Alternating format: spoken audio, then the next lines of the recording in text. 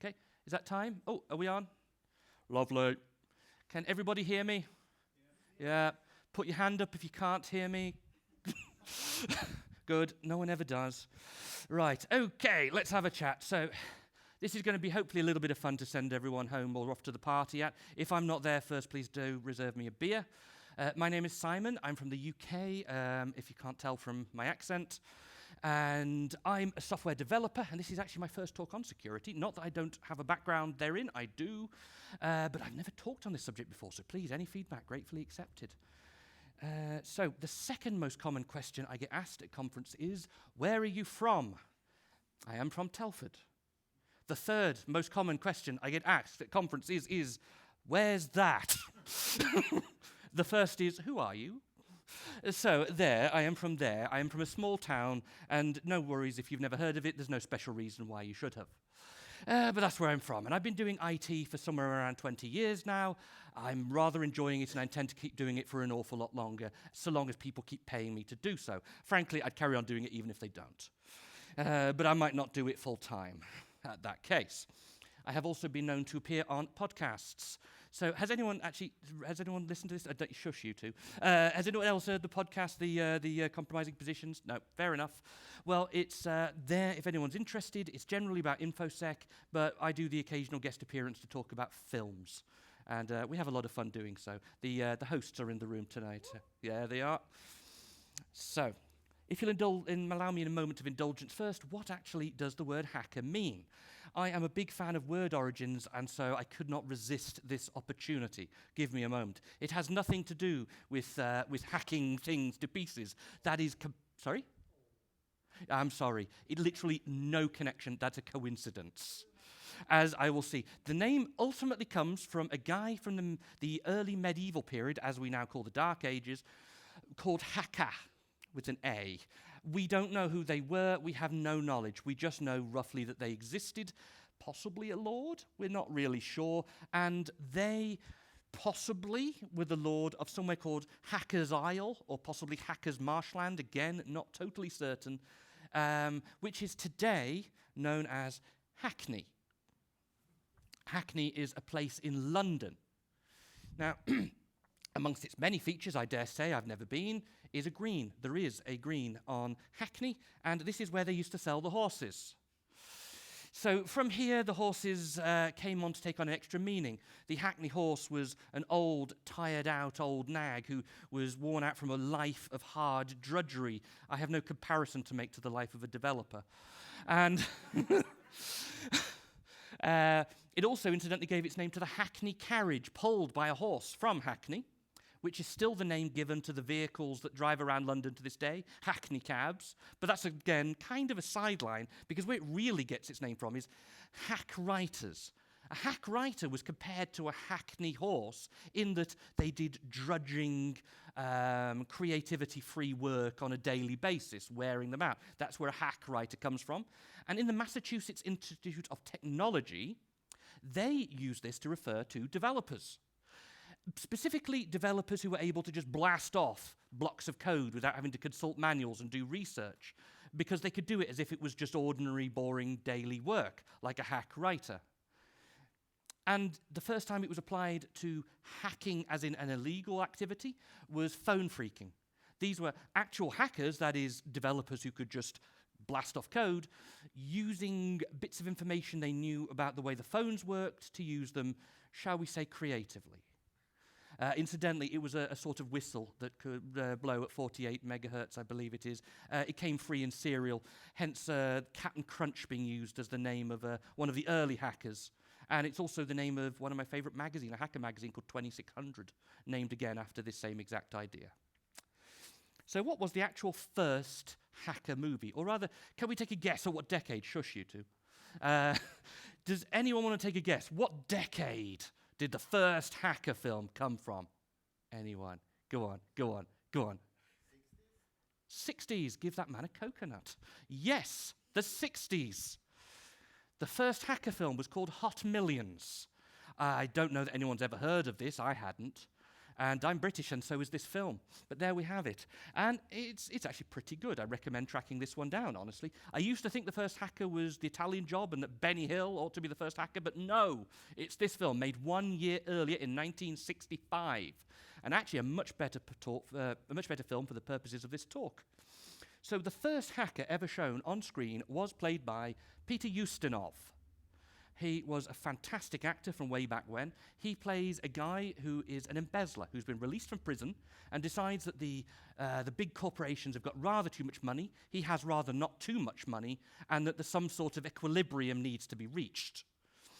His girlfriend, later wife, incidentally, is played by a very young Maggie Smith, who anyone might remember from Harry Potter, Downton Abbey, and frankly, tons of other far better products. And here she is looking very young and awesome. So he gets a job in a great big company, a big American company, posing as an expert in computers, having sort of forged his identity. So sidestep number one, there will be many of these. Employee fraud, because this is an example thereof, employee fraud. Now, what can we say about employee fraud in the real world? First off, it's common. Most companies at some point have encountered some form of employee fraud. It is common, but also largely unreported, because generally they don't like to. The main cause is desperation. So rather than just kind of a bit greedy or any number of other things, it is usually that the person in question has fallen on hard times. They normally might well consider themselves a decent, honest person, but now they are desperate. Maybe they've got mouths at home to feed or something like that, and they need some money to get them through. Perhaps. I'm just sort of extrapolating from what I've read. The most common forms of fraud are billing fraud and just simply stealing cash. It's generally done at an employee level rather than an administrative level. Unlike portrayed generally in Hollywood films, the sort of grand fraud that you see in those films, I'm not saying that never happens, but it is by far not the most common form of fraud.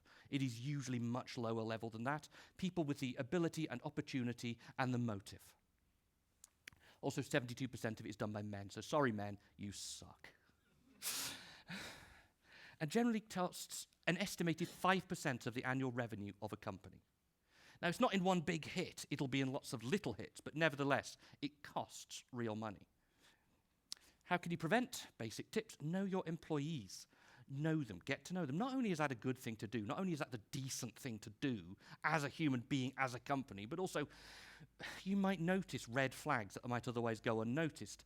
So-and-so that used to be jolly and happy over here is now miserable and talking about money. Well, that's a red flag. And rather than treating with suspicion, maybe we can swoop in and see what we can do to assist. And then bypass the entire possibility of fraud even happening in the first place. Just be nice. Is it really that hard? It turns out it is. Supervision.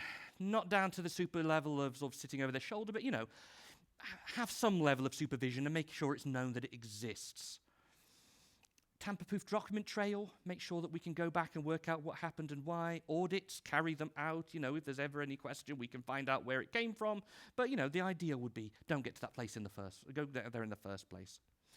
And actually, also, there is a genuine problem with fake employees. This is a growing problem. Thanks to these guys for telling me about this one. But, yeah, fake North Korean employees. This is a large, international, sophisticated operation affecting many countries, particularly the US, where the North Korean government are paying people to set up laptop farms in places around the UK, around the US, in order that their people in North Korea can use the laptops, therefore using the IP and the identity of the people who actually own the area that they're in, to fake that someone from North Korea is actually in your local country, and all that money just gets siphoned straight back off to North Korea. It sounds preposterous, but it is actually happening, and it's a growing problem. And they're getting very sophisticated in the way that they hide fake employees. So it's getting harder as well to even tell that this is happening. But there we go. You just have to be very careful in your vetting process. Make sure they're real people. So moving back to the film. He has a go at trying to mess with the system to put in fake companies. That's what he really wants to do, create fake companies and start moving billings around the world to try and siphon off some of that money, but it's not working. Everything says illegal procedure. Turns out there's a security device at work. It's literally a blue light. That is as much explanation as we ever get. It's a blue light. Yeah, let's all get the blue light and we're all good. I mean, fine, it was 1965. At this point, people will be lucky if they don't even know what a computer is, probably. It's a simplification of a much larger process that nobody's really interested in. Fine, it's fine. But yeah, it's a blue light. So how do we deal with the blue light? Right. Well, the first hack ever depicted on screen in Hollywood, actually it's not Hollywood, it's British, but there we go, is these cleaning ladies. So strictly speaking, these ladies are the first hackers ever on screen. So what happens is a lady comes in with her washing basket and a pot of tea. She realizes that the pot of tea is not hot enough. So she gets the bucket, whacks it against the machine, the light pops open, and she pops her pot of tea inside the machine to warm it up. Behold, our first hack. And that's actually true. It's a comedy film. I may possibly not have mentioned that, but it is. And that is actually quite funny. All the time, our actual hacker is sitting there slack-jawed wondering what's going on. Turns out there was a massive security flaw in the system, and he learns the exact spot you need to whack to open up the blue light and switch off the security system. Fantastic. So let's talk about vulnerability reporting. Because maybe, if there had been some, we might have avoided this situation many, many years ago. Who can say? But make it easy to do. Have a contact detail. Some sites these days put in security.txt so that it's easy to find out who it is you need to report these to. Actually take it seriously. Otherwise, what's the point? Anyone can set up an email address and let people write in that there's vulnerabilities in your website, but unless you're seen to act on it, that source of useful vulnerabilities is going to dry up fast. And give out rewards, why not? It doesn't have to be money, although it can be. Bug bounties is a thing. Companies that hand out money in exchange for people finding bugs with their system, but also prestige. I mean, just be nice. Celebrate that somebody helped you. I mean, most of us are fundamentally decent people who would probably walk around feeling happy all day because a big company thanked them. I would. Back in the film now, he's worked out what to do. He whacks the bucket against the blue light of security and starts setting up companies all over the world with CEOs named after famous composers like Claude Debussy, which might seem ridiculous, but if you have a look at the details of the Enron scandal, there were in fact fake people with names like M. Mouse and so on created. They just thought no one would ever look. So it's odd how some of the most preposterous details in these things can turn out to be true. And in the end, he takes his hot millions, it's named after the teapot that was hot, you see, and swoops off to Rio de Janeiro and eventually gets rehired for the same company as a security consultant. Great. Now, it's actually not totally outside the realms of possibility. I mean, there's a lot of security consultants who are former criminals. That happens. That's a real thing. Who's better at spotting a criminal than a criminal? So that's all right. This is a great film. You should watch it. It does not deserve to be obscure. It's great. Also, Peter Ustinov is one of the most phenomenal actors ever. So let's move on to a proper security film like Batman and Robin. Has anybody seen Batman and Robin? I feel sorry for you all. This film sucks. I started watching it for your sake, and then after a bit I had to turn the sound off. Oh, you poor thing. She paid money for this. Oh, no, no, no, no, no. If you talk to George Clooney, I'm told he'll refund you. Anyway, I'm going to move on because there's too much to talk about. So there is a scene in which Barbara, not Gordon in this particular instance, is sitting with Alfred, who's lying incredibly ill, and he wants to pass on his legacy as basically being Batman's butler, unknown to her, to someone else. So he says that there's a secret box here full of secret stuff, and she has to give it to his brother. I did not know he had a brother, but great, fine. There it is, the super secret box of super secrets that has to be only given to him. So as a good and decent family member, she promises that she will deliver this and then doesn't. She hacks it open with a screwdriver and has a look inside and finds a CDR. Right, okay, let's wump this in. What can possibly go wrong? So, there's an app. Let's have a look. It's called Alfred CD. It is. I can't argue with that. So let's try a password. There's a password. I noticed that she's trying a capital for A for Alfred. That's a nice touch. Nice. Let's try there's Alfred. Nah, that's not it. Ooh, and we thought this hacking business would be easy. Is it Wayne? Nah, it's not Wayne. Is it England, you see? Thinking outside the box. Alfred's English. Nah, it's not that. Then she starts having a cast around the room. Oh, there's a picture of Alfred's old girlfriend. Her name was Margaret. Could it be Margaret? No. Let's have a closer look at the picture. It's got the word Peg on it, short for Margaret. Is it Peg? It is. This hacking business is a doddle. Also, incidentally, the third, writing, no writing. Writing, no writing. It's almost like the test audience didn't understand what the hell was going on, and they threw in a random close-up to try and explain why Peg is short for Margaret. But fine. But apparently the password to all the secrets of Batman is Peg. 3 letters long, all in English, which gives you access to all the secrets of the Batcave and access to the Batcave. Now, if the Joker had gotten his hands on this little box, even if the Joker were to sit there trying every single possible English combination of letters, it wouldn't take him really very long or much patience to get to Peg. So let's talk about password security, which I'm hoping none of you have an issue with, but I could tell you some stories. I really could. User accounts. We should minimum consider using user accounts, because at the moment it's one password, Peg, that gets you to everything. If the Joker tracks that, well then how does anybody know who's gotten in? No one knows. It's just one password, one identity. Could be anyone. Even the records of who used the system are worthless, because we don't know who that was or which account was cracked.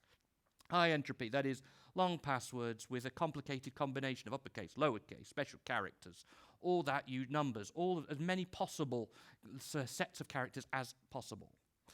Common password check. It's dead easy to find yourself a list of the 1,000 most common passwords online. There's loads of them. Easy. Stick it in the browser. Have a check before the password gets sent up to the server. Whatever. Maximum attempts, even this much. Maybe even put in like a 5-second delay in between. That even will make a massive difference towards the ability of anyone to hack passwords. Make it a high number. It doesn't matter. It's just the fact that the limit exists. Multi-factor authentication. Have a mobile device. Have something else besides just a password, because passwords on their own are not really very secure. Password managers. A lot of places now are allowing the use of password managers. I use one. Store-only hashes. If you're storing, I have heard stories of some fairly well-known high street brands which still hold passwords in the plain, which the developers think is a great idea because they can just sort of log in as anybody and try things out, which seems like a great idea until that password, that database gets hacked. And salt the hash. If you don't know what that is, come and have a word with me. I will tell you all about it in detail, but this is another way of making sure you don't fall foul to the usual common problems. Look it up. I've only got an hour. I cut to wrestle through. Password-free authentication is another option because passwords are not very secure. If you make your password requirements too complicated, what you end up with is someone literally writing down a piece of paper and sticking it to your monitor. That's exactly the situation you want to avoid. So biometrics, I actually have a kind of mixed feelings about biometrics in all honesty. The problem is that they don't change. My fingerprints will never change, no matter what I do in all my life. I mean, I can maybe file them off, but then what have I really achieved? But I can't change them. I can change my sex easier than I can change my fingerprints. That's my point. So I don't know. I'm not totally convinced on biometrics. Multi-fact devices, that's pretty good. And smart cards, a lot of companies now use smart cards. That is a card attached to your belt, stick it in while you're at the terminal, stick it in, and it's attached to your belt, so when you walk away, you have to take the card out, and the machine auto-locks. I know of more than one company that's doing that now. So that's another option, depending on how high a security you really need. OTPs, one-time passwords. A lot of places don't even allow permanent log-on passwords anymore. Just do an OTP where it sends something to your phone or something like that, log in the one time, and you're in. So there's all sorts of options. Not exactly password-free, but still not a stored password. So on the subject of passwords, let's move on to one of my absolute favorites. Who's seen Hackers? Yay. Hack the Planet. I love this film. Absolutely unapologetically adore it. And I actually argue that this is the greatest hacking film of all time. I mean, there's probably ones that are more accurate now before anyone says Mr. Robot is a TV series, so it's disqualified. And I do also love the film Sneakers, which is also a very great film, but they are pen testers, not hackers. I know that the Venn diagram of the two is pretty big, but Hackers, I love it. I adore this film. there is a scene, speaking of passwords, where this guy, what is it, the Plague or something, I think he calls himself. His real name's Eugene, because anyone called Eugene's going to want to have a cool hacker name, rants at length about the use of the most common passwords in the world, which he claims are love, secret, sex, and God. So I got curious, is this true? Is this true? What do we think? Nah, no, it's not. These are the most common passwords. The most common password in the world is 123456. If you want to know why I rant so much about passwords, this is why. 123456. Now, in fairness, most of these passwords honestly look like no one really cared. And it could be that these are dummy accounts, test accounts, or account where it didn't matter. I did see one that was Q1, W2, E3. I bet that person thought they were really clever that day. But no, we know about that one, guys. These are actually, if you filter it out, the most common passwords. Now, football, I can understand. Football, fine. Both America and the UK and many other countries have a game they call football. It's not always the same game. I mean, America's wrong. But nevertheless, fine. But monkey. I do not understand this. I mean, dragons, sure. Who doesn't love dragons? I love dragons. Dragons are cool. Welcome. Trust no one. Flower. I like flowers. That's cool. Monkey. If anyone... oh, by the way, does anyone feel a need to change their password right now? Just wondering. Just wondering. But there we go. You get the idea. This stuff is not hard to find. Moving back to our film. It actually opens with a trial scene where our hacker of our main character is on trial. It's not this lady, incidentally. This is his attorney. It's this guy. He's a kid. Shock. So is this particularly accurate, the idea that the kid could be the hacker? Yes, totally. Here's 3 I found just in the last few years. This is Lapsus, also known as Arion Kurtai, I'm not totally sure. He hacked into NVIDIA and Uber and Rockstar Games and leaked a load of footage of the as yet unreleased Grand Theft Auto 6, all in an attempt to blackmail these companies for large quantities of money. He was 18 years old when he was arrested. He had been a hacker for many years. Daniel Kelly. He was booted out of his college after his behavior following being treated as what he thought was meaning that he was not clever enough to complete his qualifications. He is autistic, I believe, but nevertheless, that is no excuse for going and doing about 20 DDoS attacks against his college, which is what he proceeded to do. He was 16 years old. And Max Whitehouse, I don't have a photo of him, quite common amongst these juvenile delinquents. I mean, most of these folks are too young to even drive a car themselves and have to be taken to court by their parents. So you get the idea. This guy hacked an online gaming site, or attempted to, and during the trial, the judge suggested he maybe take up rugby or something more interesting than... Yeah, you get the idea. So no, not totally outside the bounds of possibility. Hacking, frankly, is dead easy. Really is. It's depressingly easy. And so it's not outside the realm of possibility. And largely, an awful lot of high-profile hacks are kids who do it for no special reason other than why not. In our film, we see more grown-up Dane, as he is now, doing an attack against a TV station which is playing far-right propaganda. He phones up the guard, pretends to be tech support, and asks some details off the router by the phone over there. And the guy says, sure, okay, and gives him everything, allowing him to hack in and replace the far-right program with an episode of The Outer Limits. Now, I can't totally disagree with his motives, but nevertheless, this is still a crime, guys. And incidentally, this sort of thing did happen. There was an infamous case in the 1980s where a hacker did somehow interrupt a broadcast of Doctor Who, shock, in America, and replace it with, I'm not sure. It appears to be a man in a Max Headroom mask.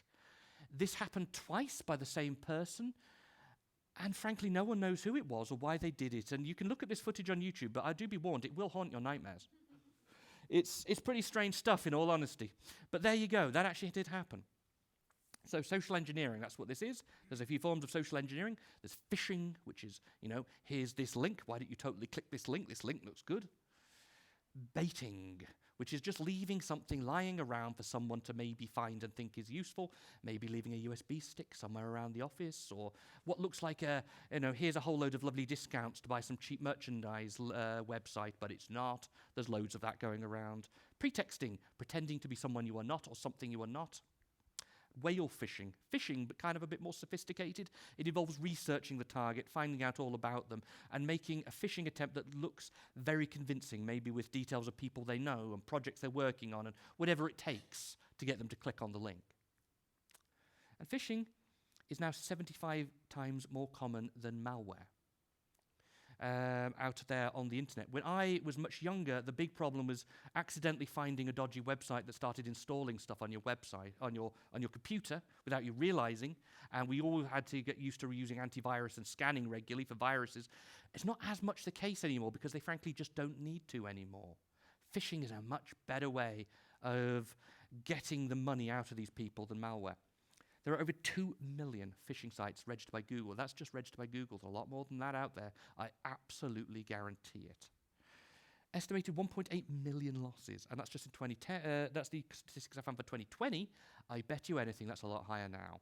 This problem is only getting worse with time. Men are 225% more likely to fall for it than women. Guys, you suck. Just saying. And 86% of organizations have had someone click on a dodgy link. I have heard a story of another very well-known UK high street brand who had to shut down chunks of their network and change their company hierarchy because someone somewhere clicked on a dodgy link and unleashed hell. That actually, yeah, it's a serious problem. Pretexting. If you want an example of pretexting, let us think of the film Frozen. I have 2 daughters. I have seen this film more times than any sane human being should. Each of them had a Frozen phase. I'm not sure I can even actually hear this film anymore. It's just sort of background noise whenever it's on now. But think of Princess Anna, who meets Hans here, who pretends to be someone who loves her, and she's alone and desperate and looking for someone.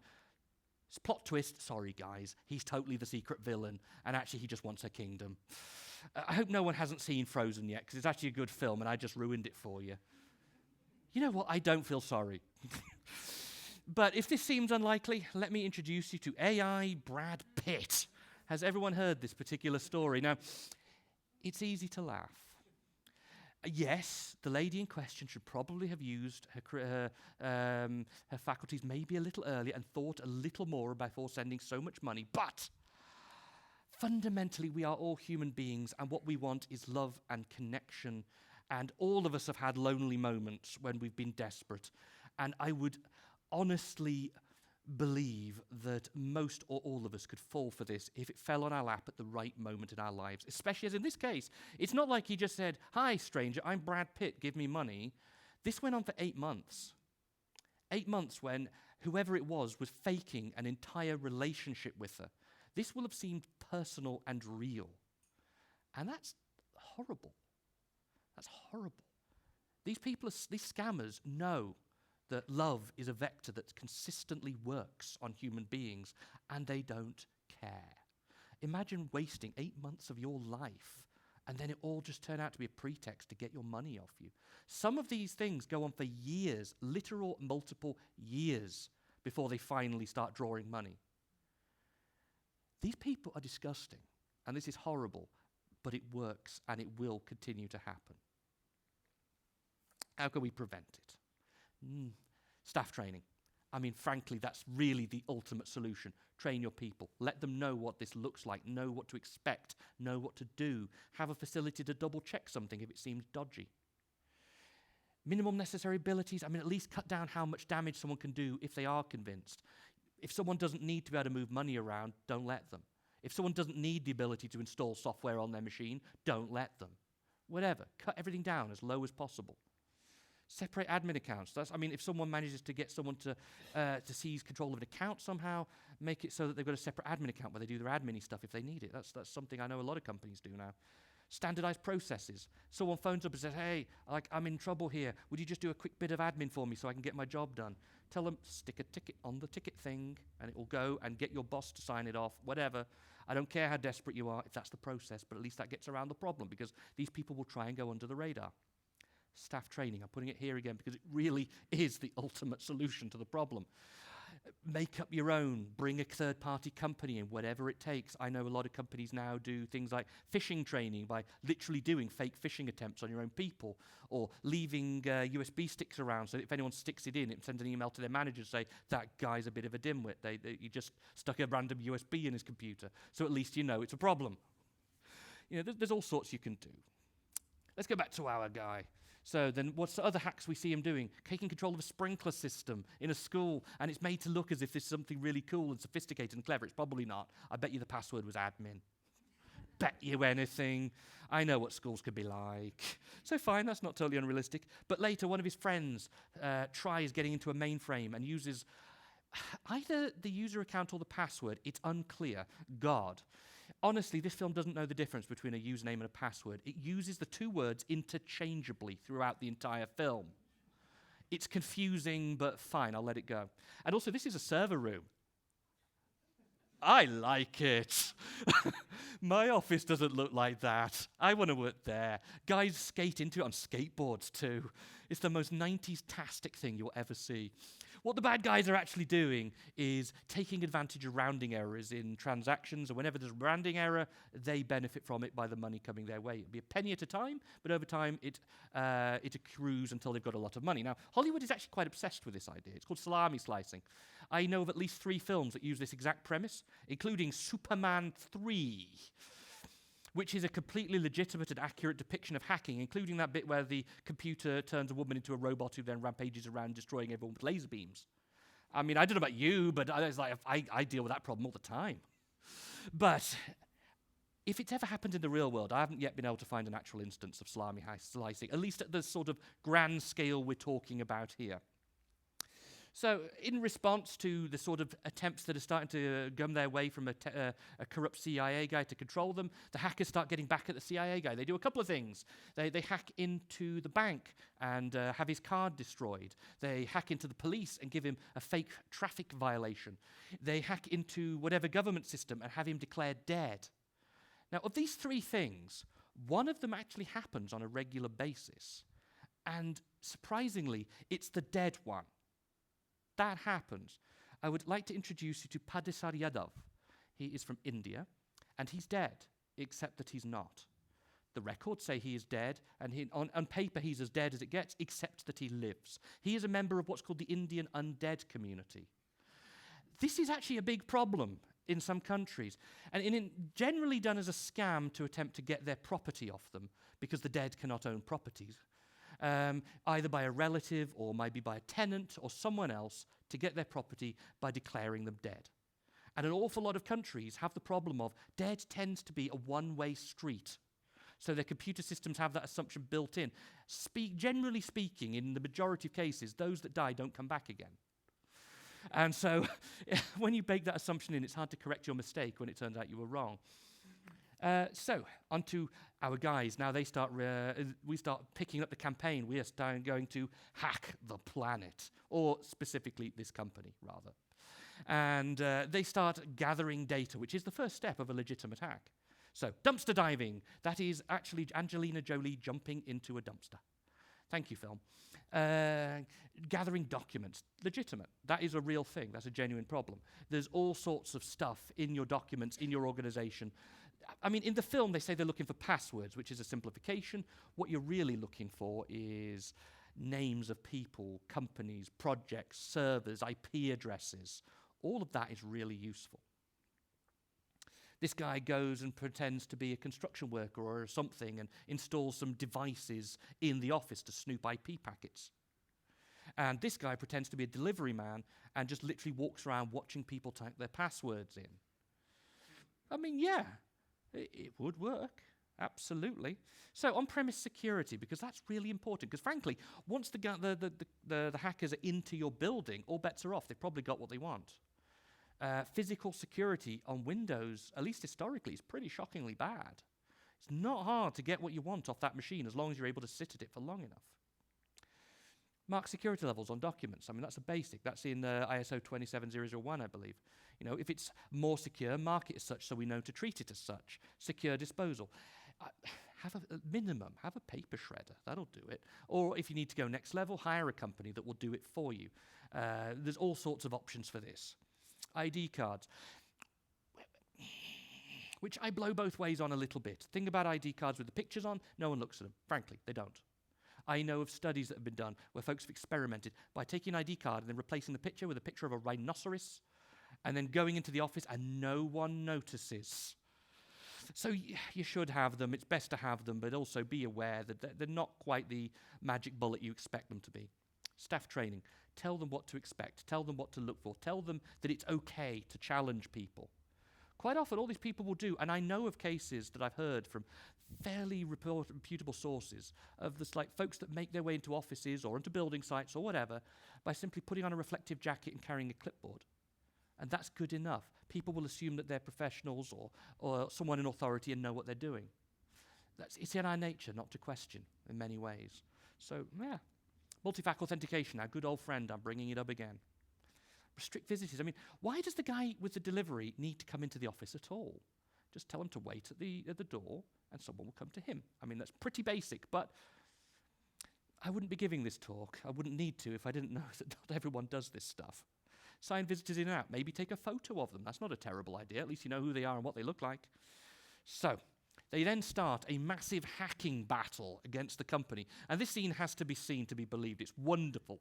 A literal hacking battle where they line up in Central Station in New York, all with their laptops at the ready, plugged into the phone line, like troops going into battle.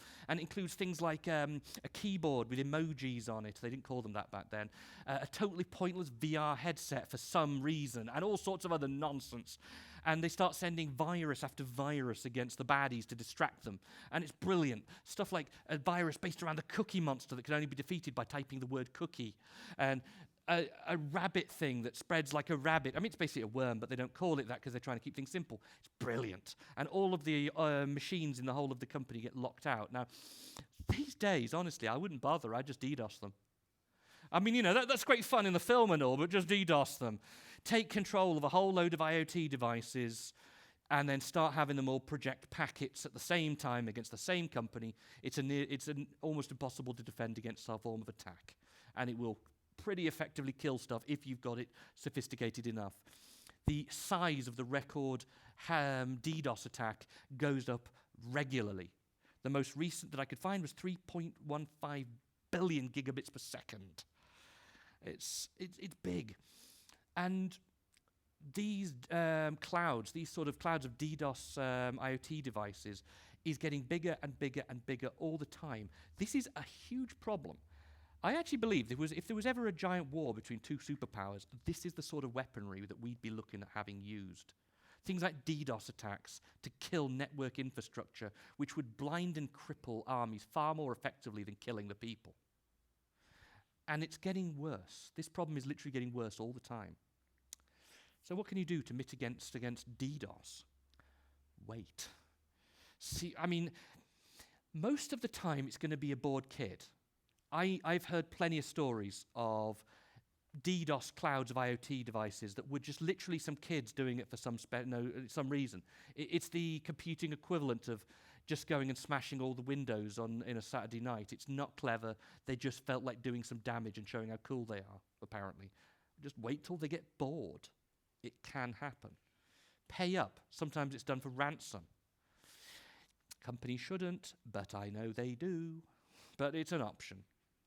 Distributed web hosting. If you've got the money for it, if you've got the pockets for it, distribute a website or your web app all around the world. At least it minimizes the problem. It takes one heck of a DDoS organization to be able to do something about that. Upstream traffic scrubbing, IP blacklisting, although that's only going to have somewhat of an effect on this because this isn't one giant block of requests coming from the same IP. This is a cloud of thousands of them coming from all over the world. That record one mostly came from Russia and North Korea, incidentally. And so, you know, a DDoS-resisting hosting service, there's plenty of them out there. Make it their problem, but you'll have to pay them for the privilege.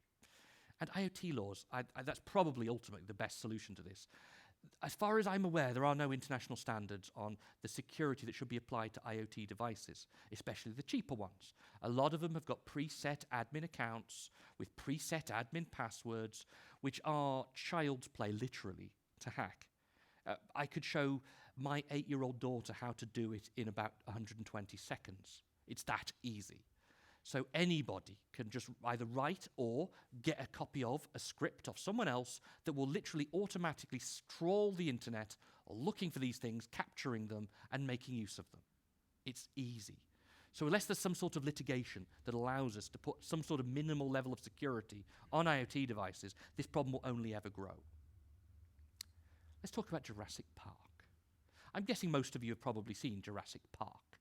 Now, I was born in the 1980s and grew up in the 1990s. I got this on VHS for Christmas in 1996, I believe it was, and it's a pretty awesome film. It has dinosaurs in it. Who doesn't love dinosaurs? Well, the guys in this film, they don't. This is the developer. Now, this is a very unhelpful stereotype, but nevertheless, Hollywood loves this one. He's a slobby guy. He's fat. He's poorly dressed. He has poor social skills. Dennis Nedry. Apparently, he claims he can debug 2 million lines of code. And who else is going to be able to do that? Well, I can do it. Can I go to the dinosaur park? I can do it. I'll probably do better than that guy. But fine. He is the only developer working for Jurassic Park. Well, what could possibly go wrong? Spared no expense, hired one developer. Fine. Now, not only is he bad-tempered and doesn't take criticism and is rude and claims he's not appreciated enough, and I've worked with guys like this. I know this guy. I've worked with him. These guys are bad news. I know he's the baddie and all, but still. And also, he complains that he has financial trouble. But rather than doing anything about it, as I kind of suggested earlier, the boss just sort of says, your financial troubles are your problem. Go back to work. Well, that won't come back to haunt him. Because unknown to everyone, he's totally sold out to one of the competitors, and he's planning to sell all their secrets. Oh, naughty. Nobody could have seen this coming. And there's the source code, incidentally. Took a quick screen grab in case anyone's curious. And is that Object Pascal? They're doomed. Doomed. But I do want to point out right at the top there, if you have a look, Nedryland. He has named the source code after himself because he thinks he's the only thing that's important in this entire code world. This is not healthy. So he goes about that night during a tropical storm enacting his devious plan. By the way, I'm about to ruin Jurassic Park for you slightly. Whenever you see a bit of security cam footage like this, have a look at the bottom of the screen right here. Can you see that? Can you see that? It's an AVI progress bar. And it moves across the screen, and then the moment it gets to the end, the video disappears. Every single time. I noticed this the first time I watched it in 1996. I've noticed it every time. You may never be able to watch these scenes the same way again. There's a really obvious AVI progress bar. You're very welcome. So he starts away his program, which has a timer on it to give him time to break into the lab and also disable all of the security doors, and then disable many of the security paddocks so that he can go about escaping. Okay, well, that's a bit of a problem, employee corruption. We've talked about this. He also locks out the system so that nobody can undo what he's done easily. And can anyone else hear this screen capture? I've watched this film so many times, I can literally hear the I do like this film, though. So the boss says, in his best dramatic actor's voice, that they have to restart the system. This is what they call it. They say restart the system. But actually it appears to be sort of like hard reboot back to factory settings or something. It's unclear. Which they do by pressing a button. Marked main. Fine. At least it's easy. I have to give them that. I mean, but you would hope that no one would ever lean on that button or something, but fine. And it kills all the power to the entire park, putting everything into darkness. But the system's back. That's good. But the paddocks are still off. That's bad. So they have to go all the way over to the other side of the compound to mess with a whole load of stuff and switch the park back on again. And then Job's a good one. Except it's now full of flesh-eating dinosaurs. That's bad. So how can we mitigate against dinosaur attack? Well, there's a few things we can do. I mean, frankly, this is a bit of a Mickey Mouse operation, isn't it? Spared no expense, have no idea how to run IT, but fine. Developer culture. Dennis Nedry is a terrible developer. He is the epitome of the worst of what we are. He doesn't take criticism.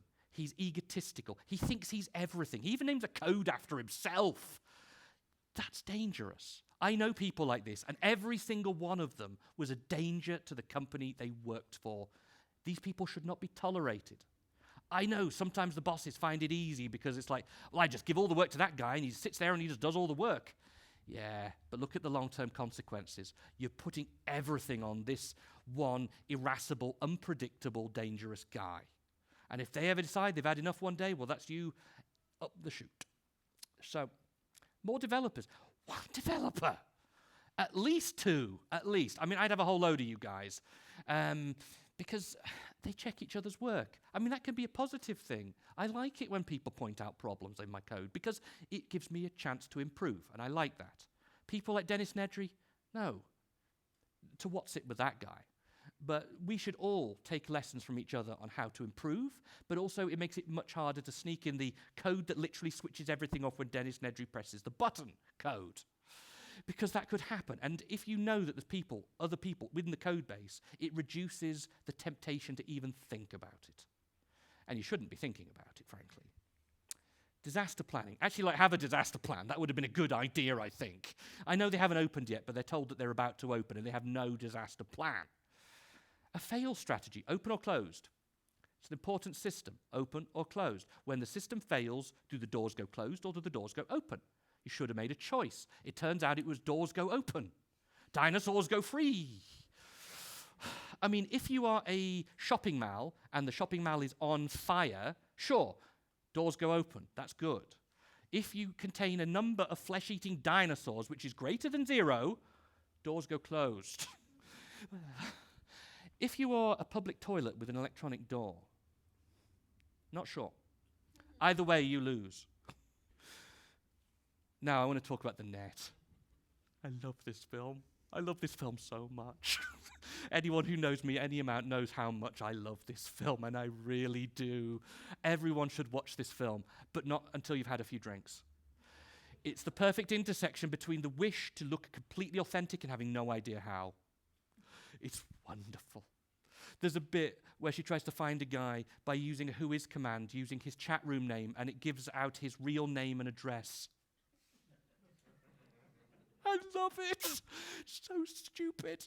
And Sandra Bullock's in it, and she's doing her absolute best to make it all look legitimate and real, and oh, I love this film. Anyway, this is Sandra Bullock. She is a software tester. Her name is Angela Bennett. And somehow this rubbish got not only a sequel, but a novelization and a spin-off TV series. How? But fine, okay, she's a software tester. And she's testing what appears to be Wolfenstein 3D. She is told there is a bug in the game, which is clearly Wolfenstein 3D, and that everyone has it. You see, it's a virus. Oh no. And everyone has it. Even though it's a CD-ROM game. But fine, everyone has it. And then she uses a hex editor to remove it. And now it's gone. How is this woman simply a tester? I can't do that. I've been in this business a long time, and I can't do that. She should be running the company. But fine. She gets sent a floppy disk containing something strange. It's on a floppy disk. It's guaranteed to be strange these days. But fine, okay. It's a website which the company have developed, and she was meant to test. There's something strange about it. What could it be? So it's a website on a floppy disk, but nevertheless she engages her modem to run a website off a floppy disk. Fine, okay, fine. Disengage. It's a website for a band called Mozart's Ghost. It's actually pretty cool.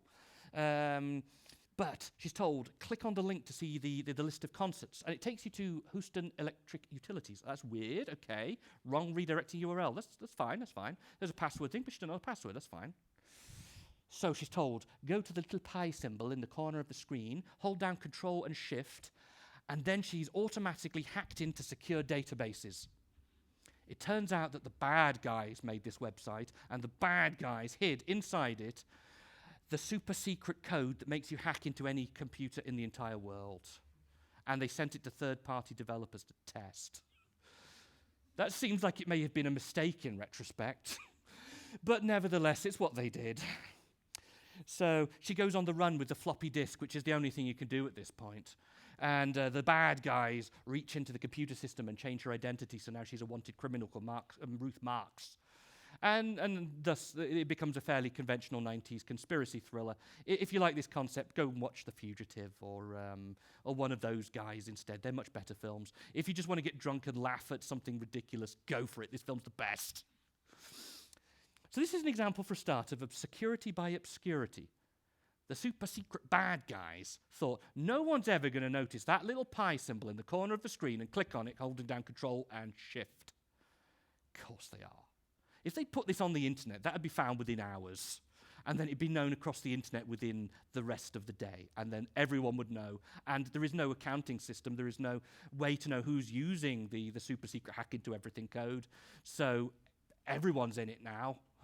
And they have no idea how to know who. So that's a terrible idea. I've heard enough stories to know that this sort of stuff still goes on. Developers who think they're a lot cleverer than they really are, hiding back doors with funny little mouse clicks or passwords that they think, oh, no one will ever be clever enough to find that because I'm the only clever one here. Aren't I clever? Ho, ho, ho. When in fact, the reverse is in fact the truth. It's a terrible idea. Don't do it. But nevertheless, I know people still do. Laugh at these people. They deserve it. Third-party contractors. They handed out the evil build to the third-party contractors. Now, if I were the secret organization with my website about Mozart's Ghost, which is also the super secret hack into anything code, I'd have two builds. I'd have good build and evil build. I'd send them to test the good build, but I would keep the evil build. You see? Work out which bits of your code base are more valuable. Maybe don't hand everything to the third-party contractors. So be careful what you give them. And frankly, it's not mentioned here, but be careful what they give you. Actually, at the end, she gives them a whole load of viruses and stuff, so yeah. Be careful what they give you. Check the quality of their work, because they don't live here. They don't live, in your code base, so they don't have the same care for your code infrastructure that you do. So I think we're doing pretty well for time, actually. Look at that. That's working out. I like it. Good. So let's wrap up. What kind of a day has it been? What have we learned by this sort of little brief foray? There's a whole load of other films I would love to have talked about.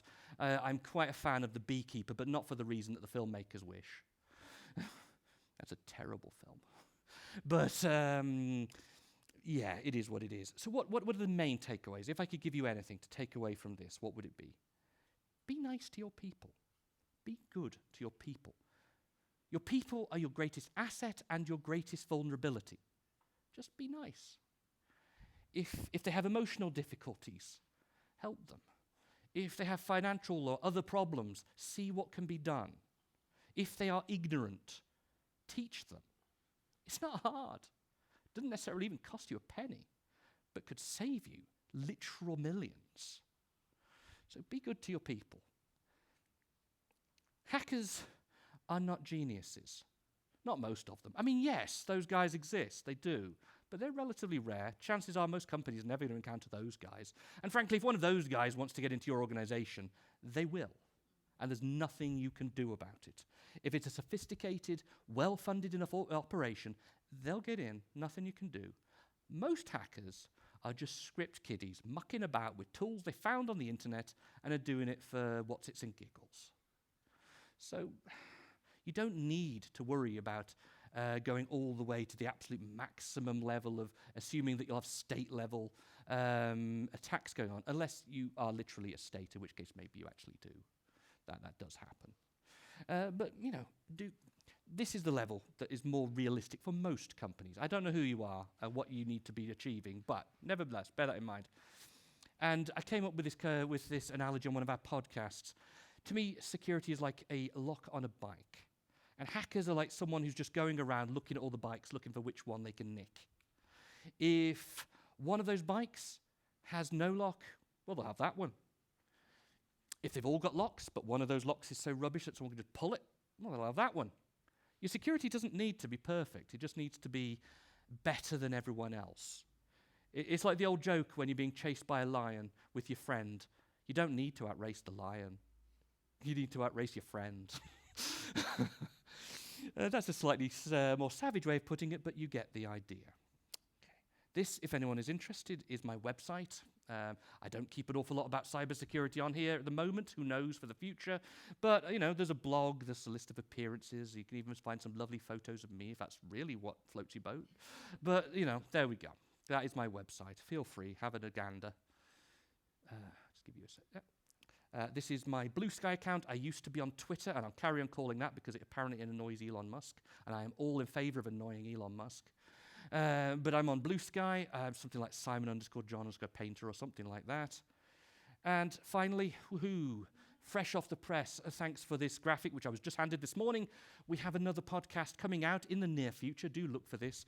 It's going to be called Tech Film Noir, and it's going to be more like deep dives into individual films, what we thought of them, and some general goofing around. And I'm a massive film nerd, and I know these two guys are here, so hopefully this might be something that everyone enjoys. But do keep an eye out.